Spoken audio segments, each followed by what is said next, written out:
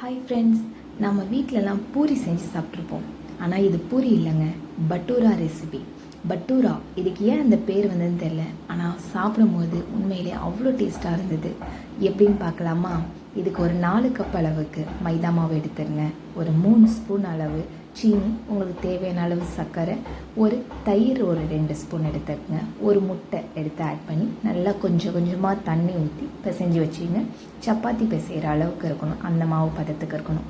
அப்புறம் ஒரு 5 நிமிஷம் அதை அப்படியே வச்சுட்டு அதை எடுத்து அப்படின்னு சின்ன சின்ன உருண்டையாக பூரி செய்ய எவ்வளோ உருண்டை நீங்கள் எடுப்பீங்களோ அந்த உருண்டை எடுத்து நல்லா அதை பூரி போல் தட்டி எடுத்து நல்லா கொதிக்கிற எண்ணெயில் போட்டு எடுங்க. போட்ட கொஞ்ச நேரத்திலே இது நல்லா உப்பி வருங்க. நாங்கள் செஞ்ச எல்லா பூரியுமே நல்லா உப்பி வந்தது. இது பூரி போல் இருக்குங்க, ஆனால் பூரி இல்லை. இதோட டேஸ்ட்டும் சூப்பராக இருக்கும். இதுக்கு ஒரு முட்டை கிரேவி வச்சு சாப்பிட்லாம், இல்லை சிக்கன் குருமா, மட்டன் குருமா, எது வேணாலும் வச்சு சாப்பிட்லாம். நான் சும்மாவே சாப்பிட்டேங்க, அவ்வளோ டேஸ்ட்டாக இருந்தது.